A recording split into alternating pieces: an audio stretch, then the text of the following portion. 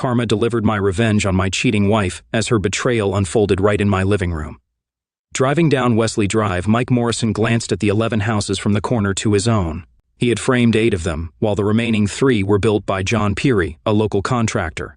There was a friendly rivalry between Peary Construction and Curtis Construction, Inc., where Mike worked. Once, when JN ran out of concrete, Curtis's crew helped him finish the job. "Of course, we know the southeast corner's the only one that'll still be standing after the first good snowstorm," joked Lyle Curtis. Screw you, Curtis," John laughed. Both companies also participated in the 4th of July picnic at Jordan Air Park, competing in barbecues, softball, and horseshoes before watching the fireworks together. Mike was puzzled, but not worried, when he saw John Peary's SUV in front of his house, recognized by the plate Peary 1. Mike parked in the garage and went inside. "Hey, Rhonda, what's John Peary doing here?" Mike called out. "Living room," Rhonda replied loudly. Mike entered the living room expecting to shake hands, but the scene stopped him. Rhonda and John were on the small couch, with Rhonda looking uncomfortable and John looking smug. Michelle and Mickey were on the long couch, excited. "So, what's going on here?" Mike asked. "Mike, there's no easy way to say this," Rhonda mumbled, avoiding eye contact. "Then just spit it out," Mike demanded. "He got a swimming pool," Michelle interrupted. And a boat," Mickey added. "He said it'll take me to Merrily Lake." "See, Mike," John started. "Don't say another word," Mike interrupted. "Mike, don't make this harder," Rhonda snapped. "Oh, I'm the problem here," Mike said sarcastically. "Now, there's no need for," John began again. "I said not another word, Snake," Mike growled. John stood up and Mike shoved him back. "Mike, don't you dare," Rhonda screamed. "I thought you'd be a man about this," John snarled. "What part of not another word don't you understand?" Mike asked, backhanding John. He almost smiled at John's stunned expression. Almost. But his family was falling apart. His daughter was choosing a pool over him, and his son preferred fishing trips on a boat. When Mike last took Michelle to the lake, she spent her time posing for boys and didn't swim. He'd taken Mickey to Merrily Lake, fishing from the banks, but Mike always ended up doing the work. After Rhonda, the kids, and John left, Mike sat at the kitchen table with a Coors and read the divorce petition. Rhonda wanted primary custody and a month per child, plus half the medical and education costs. The microwave meal was tasteless, but Mike knew he needed to eat to absorb the beers he'd have that night. He had 2.5 beers and decided not to get drunk. He had work in the morning, wife or no wife, kids or no kids, and Rhonda wasn't worth the hangover. Rhonda had been a buck-toothed, flat-chested year-old when Mike first met her at an auto parts store, muttering to herself as she tried to pick a battery for her Nissan. "Charts are right here," Mike said quietly. But my car is not on there," Rhonda snapped. "And Tweedledum over there is too busy to get off his fat bum." "So, what kind of car you got?" Mike asked. He found the battery she needed and even offered to install it. Tweedledum glared as he rang up the purchase. "So, where's the Cardinal?" Mike asked, carrying the heavy battery out. 17th and Jackson," Rhonda said bitterly. "Had to walk here." Mike drove his Ford F-250 to the apartment complex and installed the new battery. Rhonda's father, Bud Livingston, came out and talked with Mike. Bud discovered that Mike was a 24-year-old employed by Curtis Construction, a bit of a mechanic, and enjoyed Coors beer. "Well, son, if you're going to date my daughter, you need to save up every penny," Bud chuckled. "Girl never saw a shiny thing she didn't want." "Dad," Rhonda huffed, glancing at Mike. Mike had sandy blonde hair, a strong face, and light blue eyes. His muscular build and tan skin showed he worked hard outdoors. If Rhonda hadn't been so angry when they met, she would have flirted with him. But just as she was working up the courage, her father came out. "Good to know," Mike nodded to Bud as he closed the hood on Rhonda's Cardinal. A few days later, Tweedledum called Mike. "Hey, Mike, know that snotty girl you helped with the battery? She wants your phone number. Give it to her?" Yeah, sure," Mike agreed. Mike soon found out Bud was right. Rhonda had to have more of everything. Everything. When Mike picked her up for their second date, Bud showed Mike Rhonda's overflowing closet filled with shoes, boots, and 6 pairs of flip-flops. "Hey, Rhonda, that's one for each toe, huh?" Bud teased. On their second date, Mike also found out that Rhonda loved lovemaking. Pregnancy suited her, and by the time she gave birth to Michelle, she had blossomed. She convinced Mike she needed braces, believing it would bring her more attention and gifts. Just after the braces were removed, revealing a beautiful smile, they discovered she was pregnant again. "Really? Just got my rear into a size 4 and I'm pregnant again," Rhonda shrilled. "Mike, you're getting a vasectomy." "No one's cutting on Big Mike," Mike calmly said, rocking his sleepy daughter. Motherhood did curb some of Rhonda's demands. She grew to realize that her wants had to take second place to her children's needs. Now sitting at his kitchen table, Mike poured out his third beer and decided to ask Lyle for a good attorney. He agreed with most of Rhonda's demands but wondered how she'd pay her share of expenses. Probably with John Peary's help. However, Rhonda's demand for half his retirement and home value was unfair, as she hadn't contributed to either. When Mike approached Lyle Curtis about a lawyer, Lyle's face grew redder. "That snake, exactly what I called him," Mike said. "I wish I'd said something," Lyle snapped, digging through his wallet. "Saw John hanging around Rhonda at the picnic. She looked too friendly." Mike remembered the outfit Rhonda had worn, a tied-up shirt and cut-off shorts. Barbara Trenton, the lawyer, listened to Mike's story, reviewed receipts and bank statements, and noted Rhonda's expenditures. She made changes to the divorce petition and faxed the revised documents to Rhonda's attorney. "We'll probably have to go into mediation, but I've got to tell you, Mr. Morrison, I'm amazed you managed any savings at all with the amount of money your wife spends," Barbara confided to Mike. "And she didn't contribute a penny." "Yeah, well, Lyle's a good man to work for," Mike said. "Uh-huh," Barbara smiled lightly. Barbara was right. They went into mediation. Rhonda contested the revised petition, seeing the money and house as hers. During this time, she made it difficult for Mike to see his kids, smugly telling him he should have signed the original petition. Lyle Curtis also played a role, spreading the word about John Peary's affair with Rhonda. Building supply retailers refused credit to Peary Construction, and John's funds dwindled when his bank delayed a loan for a new subdivision.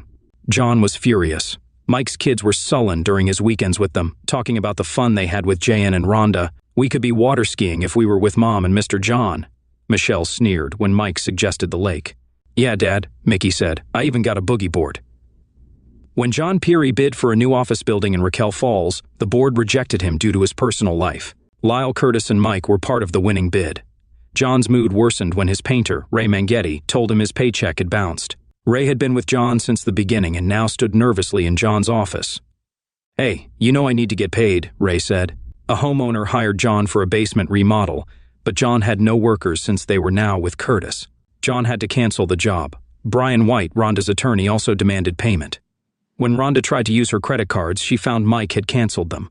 Her father, Bud, grudgingly loaned her money and suggested she apologize to Mike. In mediation, Michael Schiff reviewed the petitions and bank statements. He frowned when he heard Rhonda's smug response to Mike about not seeing his kids if he didn't sign the original petition. "So, Mrs. Morrison, the children are pawns for money?" Michael snapped. "It's not like that," Brian White said. "But Mrs. Morrison does have expenses." "Mr. Morrison also has expenses and has faithfully sent child support," Michael said. "As for Mrs. Morrison's expenses, she should get a job." A month after the mediation, on Mike's 33rd birthday, he called Rhonda to ask if the kids could join him for a celebration at Benny's Burger Bar. "Your dad wants to take you to Benny's Burger Bar. It's his birthday," Rhonda snapped at the kids. Mike's heart broke when his daughter whined, "Do I have to?" Mike," Rhonda said, but the call had already been terminated. She left a message, trying to sound cheerful, saying the kids had plans and suggesting the weekend instead. Friday afternoon, Rhonda waited for Mike's call to pick up the kids. Michelle was annoyed, preferring to hang out with her friend, Catelyn Grady. Mickey was sullen and moody. At 6:30, Rhonda called Mike's phone and got the message that the number was no longer in service. She tried again and got the same message. "Almost ready?" John asked, seeing Rhonda in a dark suit. "Are we ready?" Rhonda asked. "Mike hasn't picked up the kids yet." "Call him," John spat angrily. "Great idea, John. His number's not in service," Rhonda snapped. "Good, he's struggling too," Jan gloated. "Come on, kids," Rhonda sighed, slipping on her heels. "Get your stuff. We'll drop you off at your dad's." "I wanted to take the vet," John complained. "The clients won't see the car." John let Tun go. "We're going to be late," John grumbled, but grabbed the Mercedes-Benz keys. Michelle and Mickey angrily got into the car. "Oh my God!" Rhonda gasped, seeing a real estate sign in front of Mike's house. "Come on, they're already there," John ordered. "Let's go." "Get out, John, they can't stay here." "Hyun's not here," Rhonda shrieked. "If we screw this meeting up because of your kids," John hissed, speeding off. Rhonda received an $800 check on the 3rd of the month. The checks always arrived on the 3rd unless it was a Sunday or holiday, then they came on the 2nd. Mike had heard Michelle whine, "Do I have to?" and Mickey sullenly asked why, ending the call. Mike sat at the table and cried for the first time since his mother died. Rhonda had taken everything valuable. The consignment shop took most of the furniture except the recliner and mattresses. They assured him the dolls, action figures, and skates would sell quickly. Lyle Curtis cursed when Mike said he was leaving Raquel Falls, in Colorado. The men hugged, and some of the crew also said their goodbyes. "Where are you going?" they asked, seeing the travel trailer hitched to his truck. "Probably south." Mike shrugged, tired of freezing in the winter. Barbara Trenton agreed to handle the home sale. The real estate agent, after Lyle had the house repainted and recarpeted, was confident she could list it for $160,000. Mike picked up the divorce decree in Oakleaf, Texas. To celebrate, he went to Tiana Jack's for a half-pound burger, spicy fries, and 2 cold beers. He even had a lap dance from a redhead. Finding work was easy. Scanduro Construction hired him after Lyle's glowing recommendation. The pay was good, and the work steady, but the nights were long. Living in his travel trailer, Mike worked from in the morning until, or in the afternoon, staying late to clean the site. "Mike, day over," Gio Tonetti said one afternoon. "Uh-huh," Mike said, sweeping up. "Wife's making meatloaf and red gravy. Come over," Gio said. "Thanks, but I think I'll." "Hurts my feelings. You going to say no to Catherine Marie's meatloaf?" Gio said. "Need to shower," Mike said. "Then do it. 12,117 Ferguson Drive here." "Okay," Mike agreed. The house was large, similar to those in Raquel Falls, Colorado. As Mike parked, homesickness hit him. Catherine Marie Tonetti, a French-Canadian, was plump and pale, contrasting with her dark, lanky husband, Gio. They were always touching, a hand pat here, a hip brush there. Gio sat at the table's head, Catherine Marie on his right, their 20-year-old daughter, Tony, on his left, then their 15-year-old son, Joey, and 17-year-old daughter, Cheryl. The meal was loud, except for Gio's prayer. Mike learned Joey played football at St. Peter and Paul High. Cheryl was a senior at Sacred Ascend, planning to study biosynthetic engineering at the University of Louisiana. "Must get it from her mama," Gio said proudly, "not from her old man." "Tony, you're quiet," Catherine Marie noted. "I'm starting my last year of college education," Tony mumbled. Since kindergarten, she wanted to be a teacher, Gio bragged. Mike thought of Michelle's fleeting dreams, from Olympic skier to doctor to meteorologist. "Need good teachers," Mike agreed. "Why did you want to be a teacher?" "Miss Davis was smart and talked about the world outside Texas," Tony smiled. "And there ain't no world outside Texas," Gio joked. "Miss Davis lied," Tony laughed. "She said I had to want it and do well in school. Valedictorian and always on the dean's list," Catherine Marie beamed. "Do you have kids, Mr. Mike?" Tony asked. "I had 2, Mike said, losing his smile. "Had lost them." Joey giggled, earning a slap from Tony. "Divorce," Mike said quietly. After dinner, Mike thanked everyone and hugged Gio. "Been a while," Gio said, "since I sat at a family table," Mike replied. The next day, Gio barked orders and pointed as usual. At 3, he ended the day. Mike cleaned up, hoping for another dinner invite, but Gio didn't return. Mike went to Tiana Jack's for a burger and beer. On Friday, Gio handed out paychecks and invited Mike to Joey's football game. Mike cheered for St. Peter and Paul despite their loss. Tony, in denim shorts and a jersey, sat close, touching Mike's hand, arm, and thigh. Saturday, Mike bought a strawberry shortcake and arrived at Gio's at. Cheryl welcomed him, and Catherine Marie accepted the cake, joking she didn't need it. Gio teased her as he hugged her from behind. "Joe, we have a guest," Catherine Marie giggled. "They do that all the time," Tony said, rolling her eyes. "What married people do." Mike smiled. Tony blushed and left the kitchen. Gio called her back to set the table. "Hey, I can do that," Mike offered. "You're a guest," Gio protested. "No, I'm family now," Mike said. "Where are the plates?" Tony joined Mike in setting the table. She grabbed knives and forks, while Mike folded paper towels into squares. She placed the silverware on the napkins. "I'll let you get the glasses and ice," Mike said. "Hey, Mr. Mike," Joey said. "We played awful last night, huh?" "I thought you did fine. Too bad the other team came to win," Mike smiled. "Yeah, Timmy Elmont, they running back," Joey agreed. Mike discovered Catherine Marie's jambalaya was a simple mix of chicken, pork, sausage, rice, diced tomatoes, onions, and bell peppers, with a kick of cayenne pepper. "Ooh, you brought dessert," Joey cheered when Catherine Marie mentioned the strawberry shortcake. "Yes, but I don't need it," she said. "Good, more for me," Joey declared. "Son has a lot to learn about women," Mike joked. Sunday was long for Mike. Not being religious, he skipped church. Instead of football, he tried to sleep in, but eventually got up and dressed in shorts, a t-shirt, and sneakers. Some neighbors in the trailer park waved, others didn't. Mike walked to Oxbow Lake, where he saw others avoiding church and TV. A tanned blonde caught his eye, looking around for attention, but getting none. "That's how I feel too," Mike said when she visibly slumped. Monday, Mike and Carlos finished the trim work, while the painters primed and electricians worked. Mike grabbed a broom. Hey, Morrison, Gio called. Tony wants to know if you're coming to dinner tonight. I guess, Mike said, puzzled by Gio's tone. She's only 20, half your age, Gio snapped. Hey, I haven't done anything, Mike protested. Gio stared, then turned to yell orders at the sheetrock crew. Mike left the job site, deciding Carlos and his cousin could handle the final touches. Barbara Trenton reviewed receipts and tapped on her keyboard before addressing Rhonda. So, half of, she began. Can you chip in more? Rhonda whined. Divorce was clear, a month per child, half medical and education expenses, Barbara said. But the car died, Ian, Rhonda complained. Mrs. Peary. It's Morrison, Rhonda snapped. Interesting. Your failure to plan isn't my client's concern, Barbara stated. Where is your client? He missed Michelle's birthday. We sent a card and a gift card for Benny's Burger Bar, Barbara replied. Her assistant brought in a check, which Barbara signed and slid to Rhonda. Thank you, Mrs. Peary. I apologize, Mrs. Morrison, Barbara said. Michelle's braces, Rhonda snapped. Mr. Morrison has paid his half for those and other expenses, Barbara said. How can I reach him? Rhonda pleaded. No, Barbara said coldly. Cow, I hope you have kids and deal with someone like you, Rhonda snapped. I raised 3 on my own after my husband left, Barbara replied, still typing. Wonder why he left you, Rhonda sniped. He found a selfish girl who didn't threaten his ego, but she bled him dry, and he tried to come back. I'm a maid woman and I work hard. I don't open my legs to get what I want. Now get out, Barbara retorted. Hello? Mike answered his phone. Catherine Marie is asking if you're coming to dinner. Gio said it's chicken katori, or her version of it. I don't think so, but... Mike started. If you don't come, I'm in trouble, Gio said. 6? Okay, Mike parked, making sure not to block the driveway with his travel trailer. Tony answered the door, smiling until she saw the trailer. Oh, you're going camping? She asked, smiling. No, I'm moving on, Mike admitted.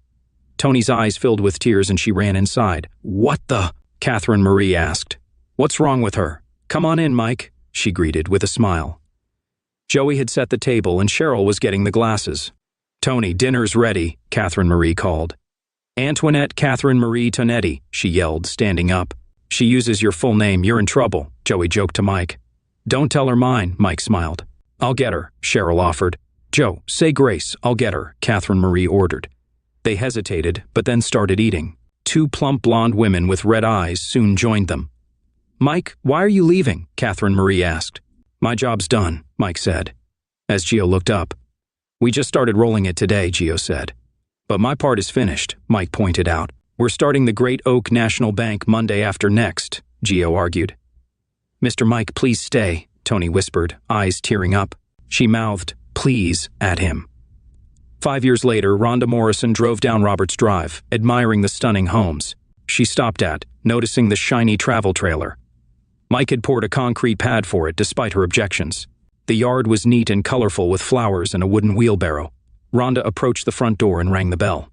A female voice called, Hi, I'm Rhonda. Does Mike Morrison live here? Rhonda said, flustered. And you are? The voice asked, neither friendly nor welcoming. Rhonda grew agitated. She had dressed to impress but felt sweaty and uncomfortable in the Texas heat. I'm Rhonda Morrison, his ex-wife, she said. Oh, does he know you were coming? The voice asked. No, Rhonda admitted. Just as she was about to ring again, the door opened. Mike looked better than ever, with streaks of silver in his blonde hair, a bronzed face, and a muscular build. Yes? He demanded. Hello, Mike, Rhonda said, smirking. Long time no see. Yes, Mike repeated. Can we talk somewhere? Rhonda asked. Right here's fine, Mike said. Michael, a beautiful young blonde said gently. Rhonda looked at the young woman, who had long blonde hair, green eyes, and a gentle expression. She was in a wrap, suggesting they had been swimming. Michael, take her to the sunroom, the woman said with a Texas twang. Fine, come on, Rhonda, Mike ordered. The blonde woman opened the doors to the sunroom and stepped outside. Rhonda saw a large swimming pool with children playing. The blonde removed her wrap and entered the pool, her body stunning. 5 minutes, start talking, Rhonda, Mike ordered, pulling her attention from the blonde playing with the children. Really? Rhonda snapped. We were together for 14 years. Can't you be nicer? Oh, I'm sorry. Would you like champagne caviar? Where are my manners? Mike replied sarcastically. Come on, get to it. Michelle's getting married next month, the 9th, Rhonda said. How far along is she? Mike asked bluntly. Rhonda blushed. 4.5 months. Mike, Rhonda responded. It would mean a lot if her dad walked her down the aisle, Rhonda said. Do I have to? Mike mimicked bitterly. Like when I wanted to spend my birthday with the kids and they said, do I have to? No, I won't tell her to get John Peary. What else? John Peary is no longer in our lives, Rhonda snapped. Mike said. He watched as a little girl jumped into the pool, smiling. He saw the women applaud. The girl ran to the doors. Daddy, did you see me? She shrieked. Yeah, I did, just like a big girl, Mike said, hugging her. I'm Audrey. I'm 4, the girl told Rhonda. Hello, Rhonda said. I'm sorry she ran in, the blonde woman apologized, entering. My mommy's a teacher, Audrey said proudly. Oh, Rhonda replied. Precious. It's fine, she didn't disturb anything, Mike reassured, squeezing his daughter. Or show mommy that big jump again. Okay, Daddy, you need to watch, Audrey insisted. I'll always watch you, Mike smiled, giving her another squeeze. So why can't Mickey walk his sister down the aisle? Mike asked, watching Audrey jump again. Mickey's in jail, Rhonda admitted. Do I still have to pay child support if Hugh's in jail? Mike wondered aloud. Hugh's still a minor, Rhonda snapped. But you don't have custody, Mike said, standing. 5 minutes is up, see you. Really? I came all this way, begging you to be part of your daughter's wedding and you just dismissed me, Rhonda shrilled. Did I ask you to come? Mike asked. No, Michelle did, Rhonda snarled. Then maybe Michelle should have come, Mike said, opening the door. Hey guys, you all waterlogged? My fingers are all bumpy, Audrey announced. That's terrible, Mike said. You seem to be doing well, Rhonda snarled. Thanks to no one but myself, Mike smiled. Mike walked Rhonda to the front door. Neither spoke as he closed it behind her. Sweating, Rhonda walked to her car. Inside, Mike joined his wife and the maid in the kitchen, trying to decipher what the children wanted for dinner. Boogers and toes, Mike joked. Don't get 'em started, his wife smiled. Daddy, I want hot dogs, Russell said. Yeah, hot dogs, echoed Bertrand, his twin. I thought you wanted hamburgers. Carmen, the housekeeper, laughed. I changed my mind, Russell said. How about spaghetti with hot dogs cut up in it? Mike suggested. Yeah, the kids agreed. Daddy, you're the best. His wife smiled, getting the pot for the pasta. After dinner and baths, despite the boys claiming swimming counted as a bath, and after prayers and bedtime stories, Mike walked into the bedroom. Hey, precious, he said as his wife came out of the closet in a t-shirt. What did your ex-wife want? She asked, kissing him. To know how you look so good after being stuck with me, Mike smiled. Plenty of protein, she teased, crawling into bed. Really? What did she want? Michelle's getting married next month. She wants me to walk her down the aisle, Mike said, joining her in bed. So we're going to Raquel Falls? She asked, smiling. Is it snowing there in August? No, we're not going, Mike said. Michael, you need to walk your daughter down the aisle, she insisted, resting her head on his chest. I know it hurt, but, she whispered, searching his eyes. She moved back as he tried to kiss her. Mike remembered meeting her, Tony, at Kennedy Park. They had dated, but there was no real chemistry, just two lonely people. Thankfully, Tony brought up the truth. Michael, I love you, but I'm not in love with you, she admitted. Kind of how I feel, Mike agreed. I care about you, but no long-term romance here. Oh, Tony said, we'll always be friends. You kept me from running off when things got hard, Mike said, squeezing her chubby body. Come on, Leighton get you home, he said.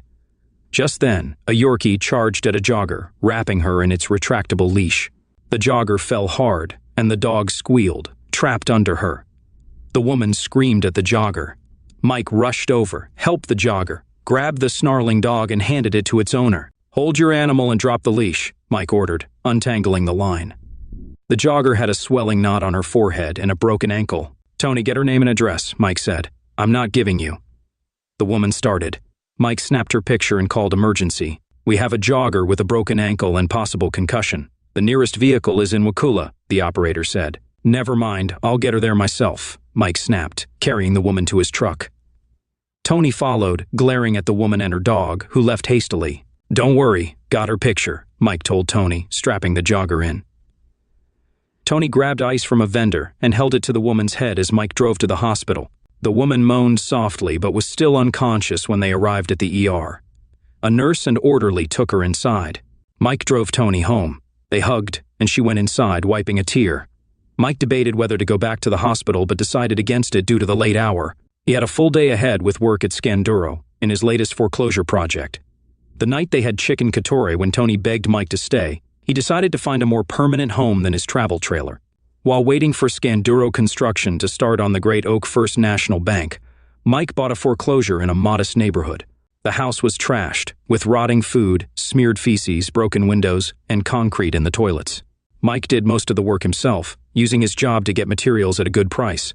While working on that home, the one next door was also foreclosed, and Mike bought it too. Later, he bought 2 more foreclosures on Roberts Drive, in a gated community where owners had overextended their credit. Mike sold 3 properties at a reasonable return and decided to move into the 4th, at 1809 Roberts Drive. He worked for Scanduro during the day and on his renovations in the evenings and weekends. His latest project was on Simpson Way, where the owner had hung himself after losing everything. Mike got the house for 1/5 of its value. The gaudy colors and carpets needed changing, but the structure was sound. One evening, instead of heading to Simpson Way, Mike went to Lorad Hospital to check on the jogger he'd helped. He didn't know her name but managed to visit her. "They cut up my shoe to get it off," she said when he entered. "None of them figured out how to untie a knot," Mike joked, meeting her clear green eyes. She asked what happened, and Mike explained about the dog and the leash. As they chatted, Mike felt he recognized her but couldn't place where from. She mentioned she was studying education at Connolly, and he remembered he had picked Tony up there a few times. "By the way, what's your name?" Mike asked. "Precious Cruz," she replied. "Yeah, I know I don't look Mexican. So anyone you need to call?" Mike asked. "No, my mom died last year, and my dad disowned me," she said. Mike glanced at his watch, noting he had 2 hours of daylight left for work. He told Precious he'd be back and stood to leave. She smiled sadly as she lowered her bed. Mike then remembered where he had seen her before. "Oxo Lake," he said. "Huh?" Precious paused. "That's where I've seen you before. You were sunbathing in a green bikini," Mike explained. Precious blushed. "What do you have to feel sad about?" she asked. "I was happily married with 2 kids," Mike said. "My son was named Russell after my old man or Bertrand after my mom's dad. My granddad could carve amazing things from wood." Mike shared this as Precious listened, both of them connecting over their shared experiences and hardships. "So, what'd you name him?" Precious asked softly, taking his hand. "Rhonda decided on Mike Jr. We called him Mickey," Mike said. "That's a good name. I like it," Precious smiled. "Yeah, I was named after my dad's brother who died in Nam," Mike agreed. "And your little girl?" Precious asked. "Audrey," Mike said. "Oh, I love that name," Precious enthused. "It was my mom's name, but Rhonda chose Michelle Christina instead." "Do you see them often?" she asked. "Been a few months. They're in Raquel Falls with a pool and boogie board. What do they need with their dad?" Mike stayed until an orderly brought her dinner. He surprised them both with a gentle kiss. The next morning, Mike was working on the bank's main lobby when his phone rang, playing Back in Black. "Michael," Precious's soft voice asked. Mike said, wiping sweat off his face. "They're discharging me today." "He'll be there soon," Mike said. He informed Gio of the emergency and left for the hospital. An orderly wheeled Precious to the curb. Mike lifted her into his truck and helped her buckle up. "Where to?" he asked. "Home," she said, giving directions to the Spanish Arms apartments. She then remembered her car was at Kennedy Park. Mike drove there without hesitation. She pointed to a 2005 Volkswagen Beetle. "Shut up, it's cute," she laughed when Mike mocked the car. Mike parked and helped her out. Seeing her plaster boot, he realized she couldn't drive. "Okay, I'll drop you off and then drive your car to your apartment," Mike decided. "That's too much," Precious argued. "You can't drive like that," Mike insisted. Back at Spanish Arms, Mike noticed Precious lived on the 3rd floor. "They didn't give you crutches?" he asked. "No," she realized. "How are you going to manage the stairs?" Mike asked. "I don't know," she said, bursting into tears. "Get your key," Mike ordered. He carried her up to her apartment, left her there, and drove to get some boxes from a supermarket. "What are those for?" Precious asked, hobbling to the door. "Pack what you need for the next couple of weeks. You're staying with me until you can get around." Precious was about to argue but realized she couldn't manage on her own. "Your apartment is on the ground floor?" she asked. "Yours will be," Mike assured her. "Give me your car keys, I'll be back." "Oh, don't want to help me pack?" she teased. "No, I've seen enough of women's drawers." Mike smiled and kissed her lightly before leaving. He rented a hitch and harness, towed her car to his place, and returned to help her. "Ready?" he asked, lifting her into his truck. Then he fetched the boxes. "Anything else?" he asked. "Nope," she said, surprising him with a kiss. "Thank you, Michael." Mike locked her apartment and drove to his home. "So, my apartment's on the ground floor?" she asked. "Your bedroom is." "It's a 3-story house, but I haven't been to the 3rd floor, except to paint and change carpets," Mike said, turning onto Roberts Drive. "Oh my, I come here at Christmas," Precious said, looking around. "Christmas?" Mike asked. "Yeah, these houses go all out with lights," she explained. "Like Clark Griswold?" Mike asked. "Who?" Precious replied. "Griswold, Christmas Vacation," Mike said. When Mike pulled up to his house, Precious was still craning her neck to look at the third-story windows. "You need something in each window for Christmas lights," Precious said as he helped her out of the truck. Mike asked, closing the door. "When you do your Christmas lights," she repeated, holding her arms out for him to pick her up again. He unlocked the door, then ran back to scoop her up. "Carrying me across the threshold?" she quipped. "When I do, you should at least have a nice dress on," Mike smiled. "What's wrong with fiberglass?" Precious asked, waggling her cast. "All the models are wearing them." Puts the UGG in ugly, Mike joked, placing her on the couch. "Love this couch. Is this where I'm staying?" "No, I'll carry you to the bedroom after I get your stuff in," Mike said, quickly moving her boxes inside. Then he carried her to the bedroom. "You're a man," Precious quipped, looking at the austere furniture. Mike chuckled as he laid her on the bed. She didn't let go. "Thank you, Michael," she said softly, kissing him. "You're welcome. Need the bathroom?" "Right across the hall," she said. "Mind reader or my eyes turning yellow?" Mike carried her to the small bathroom and quickly exited, shutting the door. "Holler when you're done," he called through the door. Mike found more pillows and brought an old TV into her room. He cooked her some soup and used a rusty cookie sheet as a tray. He also rented crutches for Precious, starting their weeks of cohabitation. The first few mornings, she lightly complained about being woken up early for breakfast. By the third morning, she was awake, arms outstretched, waiting for him to carry her to the kitchen. "Got your crutches?" Mike asked on the fourth morning as he scooped her up. "But I like when you carry me," she whispered. Mike realized she had gotten up, brushed her teeth, and returned to bed just to be ready for him. "Honestly, I like carrying you too," he said. Gio complained about Mike taking time off for Precious's doctor visits and therapy sessions. Teresa White, a lawyer recommended by a coworker, helped Precious sue Mary Booker, the Yorkie's owner. This took more time away from the job. "Mike, we all got stuff to do. Can't schedule this for after work?" Joe complained when Mike needed another early afternoon off. Joe exploded. "More important to have a job or whatever this is," Joe spat. Mike didn't answer, and the next morning Joe screamed at him in front of everyone. Mike smiled, nodded, and walked off the job site. "Hey, you're home early," Precious said, looking up from a textbook. Mike grumbled. "Do I have an appointment?" Precious asked, alarmed. "No, I got run off the job," Mike said. "What happened?" Precious asked, patting the cushion next to her. Mike sat and explained the tension from dating Gio's daughter and his frequent absences. "Why didn't you say something?" "I would have gotten a friend to take me," Precious said. "But I wanted to take you," Mike admitted.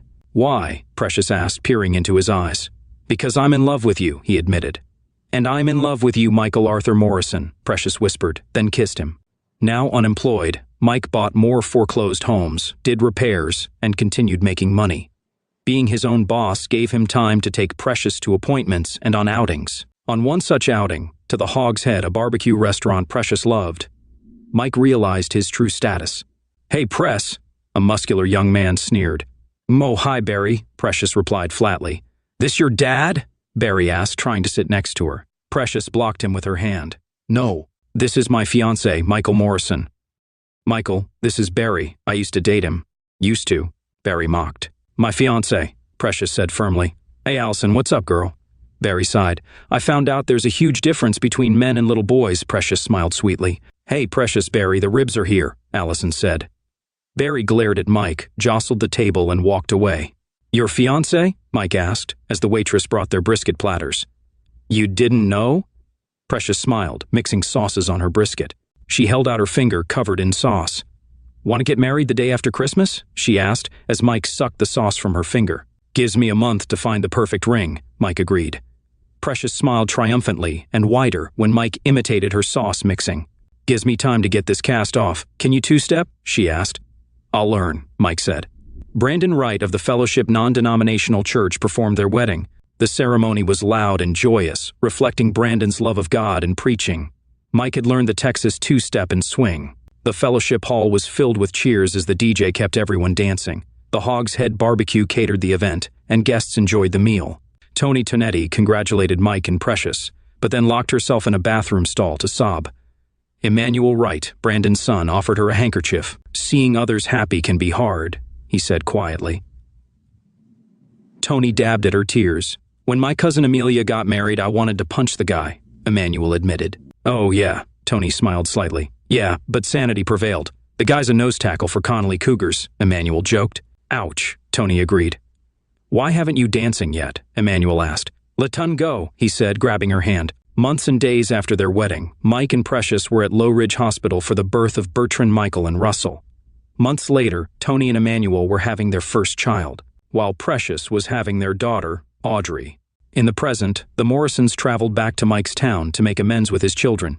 "I can't believe it," Mike grumbled as they stepped off the plane in Beanies, Colorado. "New Texas finally got tired of your ugly face," Lyle Curtis, Mike's former boss, joked as he hugged him. "Hey, Lyle, what are you doing here?" Mike laughed. "Less hair, more gut you," Lyle laughed. "I'm good. Lyle, meet my family." "Honey, don't worry about any incriminating evidence he has on you," Mike joked. "Morrison, huh?" Precious asked. "He thinks I'm blackmailing you," Mike explained. "No kidding." "Bertrand and Russell? I knew them," Lyle said, shaking the twins' hands. "And not scared of anything," Mike stated. "I know you booked a suite at the Hilton, but you're staying at my house," Lyle said, grabbing their suitcases. "Mr. Curtis," he joked. "You sure?" Precious asked. "Mr. Curtis?" Lyle asked. "That is my name," Precious said. "Oh, suits you," Lyle said. After they settled in with Mike and Precious in the guest room, Audrey in Lyle's daughter's old room, and the twins on the sofa bed, Mike took a deep breath. "I'll check on the boys," Precious said. "Give you some privacy," she said, kissing him. Love you, Mike said. "She's your daughter, Michael. She's a part of you," Precious counseled, then left the room. "Hello?" a guarded girl's voice answered. "Hey, it's your dad," Mike said. "Who? Oh, Dad," Michelle said. "Yeah, listen, we're in town and going to Benny's Burger Bar around 6. Would love to see you there," Mike said. "Yeah, sure," Michelle sneered. "I've got 1,000 of these dumb gift cards to use." "Great," Mike said and ended the call. Precious looked up from the video game Bertrand and Russell were playing when Mike entered, noticing his scowl. "Benny's Burger Bar 6, Mike said, and Precious asked softly, "And?" "And she sounded like a snotty little brat, just like at 13, Mike spat. "Whenever I expect the worst, I'm rarely disappointed," Precious said. "With my second graders, some are sweet, but some are tough. When I drop expectations, things go better." "Don't know why I let you talk me into this," Mike said, smiling as Bertrand found the pot of gold in the game. "Because I promised you a special night." "You did," Mike whispered into her ear. There is that," Precious agreed. "But not here." Precious giggled as Mike reached around her waist. At 6, Mike herded Audrey and Russell into the restaurant, with Precious and Bertrand just behind. Bertrand had spotted a Porsche and wanted a closer look.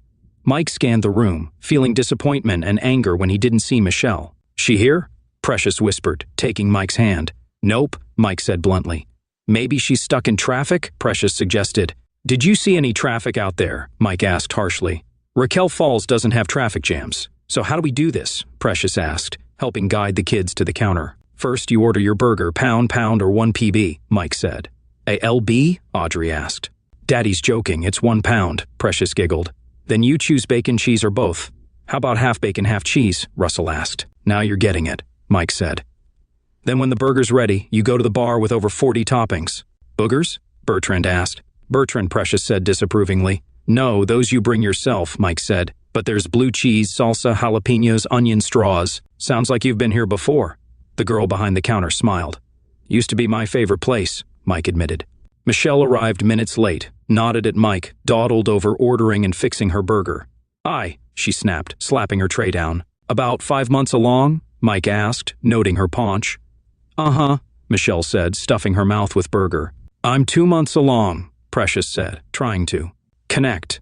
"That's nice," Michelle said. "So, Dad, let's get to it. Your mother says you're getting married this Saturday," Mike said, fighting his anger. "Yeah, heard. You said who cares," Michelle replied. "Anyway, I came to see you get married. Wanted you to meet your brothers and sister," Mike said. "Fine," Michelle said, gulping soda. "I'm Precious," Precious offered. "I'm sure you are," Michelle smirked. "That's her name," Mike said through clenched teeth. "Precious Morrison. This is Audrey, I'm 4, Audrey announced. "And the big guys are Bertrand and Russell," Mike said. "Guys, this is your big sister, Michelle." "Hi," Bertrand said. "I'm 4, Audrey repeated. "Hi," Russell said. "So you thought I'd be all, 'Oh, hi, great to see you. Don't worry about ditching me, huh?'" Michelle snarled. "No, I hoped you'd say, 'Hey, sorry I was a selfish brat, acted like spending time with my dad was a burden, but I've grown up.'" "Guess we're both disappointed," Mike spat. "Daddy said crap," Audrey whispered to Precious. "I heard him," Precious said, pinching Audrey's nose. "And I heard you say it too," she admonished. "Nah, I was just telling on Daddy," Audrey denied. "Don't bother, Daddy," Michelle spat, shoving her tray and spilling her drink. "Don't come to my wedding, I don't want you there." "No problem," Mike shrugged, grabbing the tray before the soda spilled. Weck, drop your present off at your mother's, Precious offered as Michelle stormed out. Whatever, cow, Michelle sneered, shoving the door open. She said. Audrey started, and if you say it, you'll get a spanking, Precious warned. So, what did y'all think of Benny's Burger Bar? She asked as they left. Next time, more pickles, Bertrand said. And barbecue sauce, Russell agreed. Mike smiled at their enthusiasm. He exchanged smiles over the minivan. After dropping Precious and the kids off for ice cream, Mike drove to the address Barbara Trenton, his attorney, had given him. He double-checked the address when he pulled up to the dilapidated apartment complex. Yo, can't park there. That's my boy's spot, know what I'm saying? A boy about her said. The sign says visitors, Mike snapped, grabbing a wrapped package from the passenger seat. If you let me hold $5, the boy suggested. Ain't going to happen, and pull your pants up, kid, Mike said, keeping an eye on Liz's minivan as he knocked on Rhonda's door. He winced at the loud knock. What? Who's there? What do you want? Rhonda's voice was harsh. It's Mike, Mike called out, still watching the van. Here to drop off Michelle's wedding present. Yeah, heard the meeting went great, Rhonda smirked, opening the door. Where's Barbie? Who? Mike asked, thrusting the package at her. Your little Texas wife, Rhonda sneered. Go screw yourself, Mike spat. Thought you'd trade up, but can't stand it that I did great trade.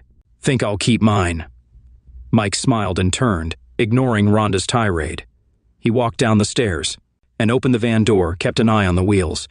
About $1, the boy wheedled. Pull your pants up, any idea how ignorant you look? Mike snarled and slammed the van door. The kid gave Mike the finger. Mike revved the engine and put the van in gear. He laughed as the kid, eyes wide with fright, fell flat on his back. Mike reversed and texted Precious that he was on his way to Scooters. Daddy got you a double-dipped double chocolate, Precious said when Mike entered. Scooters got you a big old sloppy kiss, Mike said, and kissed Precious noisily. Michael quit, Precious giggled as the kids laughed. Mike's meeting with Mickey fared slightly better than with Michelle. The 17-year-old was sullen and uncommunicative, barely looking up from the table in the small room. Thanks for the cheap Benny's Burger Bar gift cards, Mickey finally sneered. You're welcome, Mike said easily. $10 don't buy anything at Benny's, Mickey said. I know, a quarter pound and fries with a drink is at least $14, Mike smiled.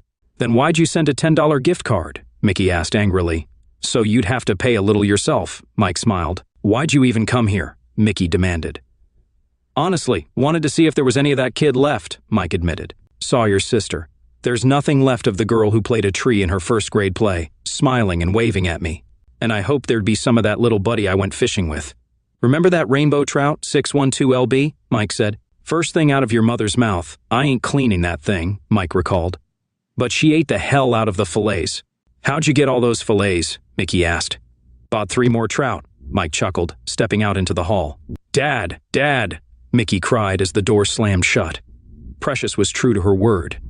Mike tried to reconnect with his kids and even spoke with Barbara Trenton about helping Mickey. Barbara charged but represented Mickey in his trial.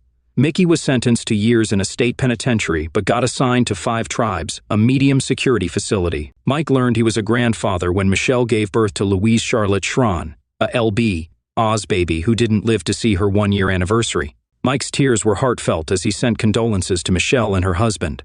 Months later, Precious gave birth to Olivia Nicole Morrison. Mike was overjoyed but haunted by a strange sense of pain. He held his daughter but could never hold his granddaughter. Weeks later, tragedy struck again. Precious, waiting for Audrey to return from school, was hit by a speeding pickup truck. Audrey witnessed the accident. Hours later, Precious was on life support. Mike was stunned, processing the phone call that shattered his world. He drove to the hospital, feeling detached, holding Audrey but not feeling her touch. He saw Audrey crying but couldn't find words for her. His silence broke when the doctor finally said, Mr. Morrison, I tried my best. She is in a better place now. Mike stood in silence for what felt like an eternity, only coming back to his senses when Audrey shook his hand and asked, Can we see Mom? Mike knew it was time for the hardest conversation of his life. We might not see Mommy again. God asked her to come stay with him in heaven. She's in a deep sleep and might not wake up for a long time. He wasn't sure if Audrey understood, but she said, Okay, let her sleep. We should go home. The baby needs to feed. It's been a long time without Mommy. Mike didn't know if Audrey was playing a game or had grown up to become the lady of the house. 3 days later, Precious lay in her casket, dressed in her wedding gown. Mike placed his hand on her chest, feeling the absence of her heartbeat.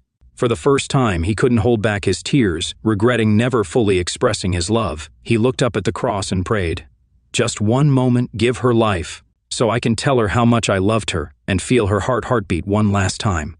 Everyone gave their eulogies, and then Audrey, with a piece of paper in hand, walked to the stand. Mike, already teary-eyed, went to the men's room to cry in private. He could still hear Audrey's voice over the sound system. "My name is Audrey. I am 4 years old. My daddy must be in the potty. He doesn't like people to see him cry. My mom is the most beautiful and strongest woman. My daddy told me God wants her to stay with him for a while. I'm not sure when she'll be back, but I know she'll enjoy her stay. If my mom is watching me from heaven, I want her to know I love her and will miss her. My mom's name is Precious, and she is very precious to me and my daddy. My little sister can't speak yet, but I know she misses mommy too. So God, please send her back soon. Thank you, everyone. Please don't cry, my mommy is with God." Her speech brought tears to every eye. Mike quickly ran out, hugged Audrey, and let his tears flow. Audrey held him and whispered, "I'm here for you, Daddy." After the funeral, they went home. 2 years later, Mickey was out of prison but quickly fell back into old habits. He hired a hooker and got high on powder. They died in a car wreck he caused.